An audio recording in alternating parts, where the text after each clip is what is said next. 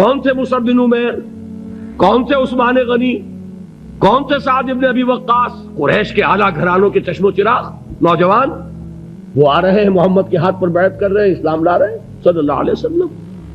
انہوں نے دیکھا یہ ہمارے غلاموں میں بھی یہ آگ پھیل گئی، یہ تو سمجھیے کہ بارود کے اندر آگ لگ رہی ہے، یہ ابھی تک تو قانے تھے جو ظلم ہم کر رہے تھے اس پر، لیکن ان کے اندر اگر یہ ایمان اور اسلام کی دعوت اور تحریک ان میں پھیل گئی تو ہمارا اقتدار اور ہمارا یہ پورا نظام جو ہے یہ چوپٹ ہو جائے گا۔ یہ ہے وہ چیز جو میں نے کل آپ کو اقبال کا مصرع پڑھا سنایا تھا کہ نظام کہنا کے پاس بانو یہ معرض انقلاب میں ہے، beware of the revolution that is coming, لہذا اپنی پوری قوتوں کو جمع کرو اور کچل دو انہیں، مارو انہیں۔ یہ کام شروع ہوا ہے سن 5 سے، بلکہ 4 کہنا چاہیے، 4 سے لے کر 12 تک 8 برس اس کو کہتے ہیں پرسیکیوشن، فزیکل پرسیکیوشن، تشدد، مار پیٹ، جلانا، دہتے ہوئے انگاروں پر لٹانا، فاقے رکھنا، بھوکے رکھنا، ان کو ڈال دی گئی زنجیریں، گھروں میں بند کر دیا گیا نوجوانوں کو۔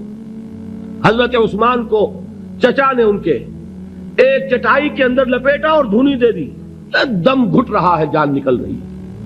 حضرت مصعب بن عمیر رضی اللہ تعالی عنہ، وہ نوجوان 200 درہم کا جوڑا ان کا سل کر آتا تھا شام سے تیار ہو کر، لباس معطر ہوتا تھا، جدھر سے نکل گیا پوری گلی جو ہے وہ معطر ہو گئی، انگلیاں اٹھ رہی ہیں، وہ جا رہا ہے مصعب، یہ خوشبو اس کی ہے۔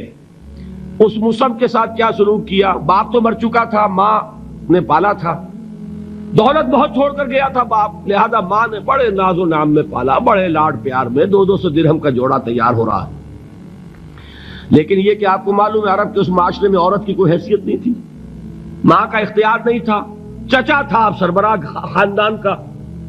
چچا نے کہا مصعب اگر تم نے اپنے باپ کا دین چھوڑ دیا ہے تو باپ کی دولت پر بھی تمہارا کوئی حق نہیں ہے، نکل جاؤ گھر سے۔ اس نے یہ سوچا تھا کہ مصعب کے ہوش ٹھکانے آ جائیں گے، دن میں تارے نظر آ جائیں گے، ناز و نام میں پلا ہوا، گھر سے نکل کے جائے گا کہاں، یہ سارا نشہ جو ہے توحید کا یہ ہرن ہو جائے گا۔ حضرت مصعب کا جواب بالکل برعکس تھا، اچھا ٹھیک ہے چچا جان میں گھر چھوڑتا ہوں۔ وہی بات جو کبھی کہی تھی ابراہیم نے، باپ نے کیا کہا تھا، واجرنی ملیہ، جاؤ چلے جاؤ، دفع ہو جاؤ میری نگاہوں سے۔ حضرت ابراہیم نے کیا جواب دیا تھا، سلام علیک ساستغفر لک ربی انہ کان بی حفیہ۔ اچھا ابا جان آپ کا حکم یہی ہے تو میں چلتا ہوں، آپ پر سلامتی ہو، میرا رب مجھ پر بڑا مہربان ہے، میں اس سے آپ کے لیے استغفار کروں گا۔ جلدی یہی جو ہے حضرت ابراہیمی کی نسل ہے نا قریش۔ آج ابراہیم کے ایک بیٹے کے ساتھ وہی معاملہ ہو رہا ہے مصعب کے ساتھ، اور مصعب چلنے کے لیے تیار ہو گئے۔ چچا نے سوچا، میں سمجھتا تھا کہ ہوش ٹھکانے آ جائیں گے، یہ تو تیار ہو گیا نکلنے کے لیے۔ غصے میں آ کے اگلی بات کہی، یہ کپڑے جو پہنے ہوئے تم نے یہ بھی اسی مشرک باپ کی کمائی کے ہیں، اتارو ان کو۔ وہی کپڑے اتارے، مادر ذات برہنہ گھر سے نکالے گئے، ماں کے پاس پہنچے، ماں نے آنکھوں پر ہاتھ رکھے، مصعب کیا ہوا؟ کہ ماں سے کہتے ہیں کہ ماں میں موحد ہو گیا ہوں، اور وہاں سے گئے پھر حضور کی خدمت میں، کپڑے کہیں سے مانگے ہوں گے۔ یہ مصعب ہیں 200 درہم کا جوڑا پہننے والے، جب حضور پر مدینے کے 12 افراد ایمان لائے تھے، بیعت عقبہ اولیٰ ہوئی، انہوں نے کہا کہ حضور ہمیں کوئی شخص اپنا ایسا شاگرد دیجئے جو ہمیں قرآن پڑھا سکے۔ حضور نے حکم دیا مصعب جاؤ، اب مدینے جاؤ، یثرب جاؤ، یثرب والوں کو قرآن پڑھاؤ، انہیں تبلیغ کرو۔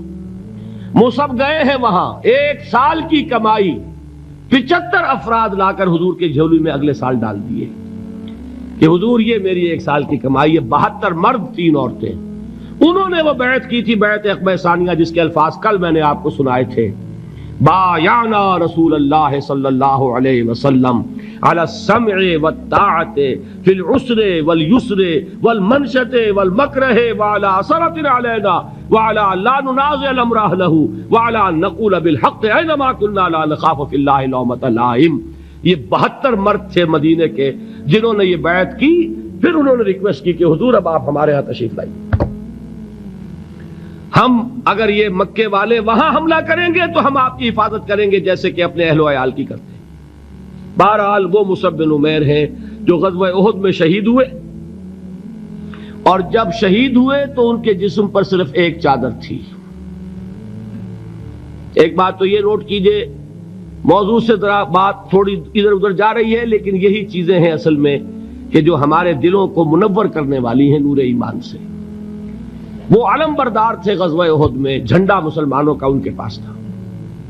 ایک ہاتھ پر ایک شانے پر وار پڑا، ہاتھ کٹ گیا، دوسرے سے تھاما، دوسرے پہ کٹ گیا، اب دونوں حصوں کے بچے ہوئے ٹکڑوں سے جھنڈے کو تھاما، گرنے نہیں دیا، یہاں تک کہ شہید ہو گئے۔ گرے ہیں تو جھنڈا گرا ہے۔ شکل میں حضور سے بہت مشابہ تھے، خبر اڑ گئی کہ محمد شہید ہو گئے صلی اللہ علیہ وسلم۔ یہ مصعب بن عمیر کا واقعہ ہے۔ جب ان کو اب دفن کرنے کا وقت آیا، اور شہید کے لیے کفن جو ہے اس کا وہی لباس ہوتا ہے جو شہادت کے وقت ہو، حضور کے سامنے ایک پرابلم پیش کیا گیا۔ حضور، مصعب کے جسم پر تو ایک چادر تھی، اور وہ چادر بھی اتنی چھوٹی ہے، یعنی 2 گز کی چادر بھی نہیں ہے، اس سے اگر سر ڈھانپتے ہیں مصعب کا تو پیر کھل جاتے ہیں، پیر ڈھانپتے ہیں تو سر کھلتا ہے، کیا کرے گا؟ حضور نے فرمایا سر ڈھانپ دو چادر سے اور پیروں پر گھاس ڈال دو۔ یہ آخری لباس ہے جو محمد کے اس دیوانے کو اس دنیا سے رخصت ہوتے ہوئے ملا ہے، جس کا 200 درہم کا جوڑا سلتا تھا۔ یہ ہے صبر۔ برداشت کیا کہ نہیں کیا؟ جیون ہر کوئی آنکھیں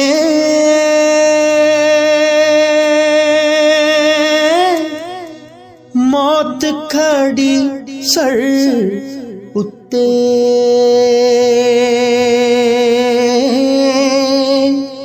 تیرے نالوں لکھ لکھ سونے،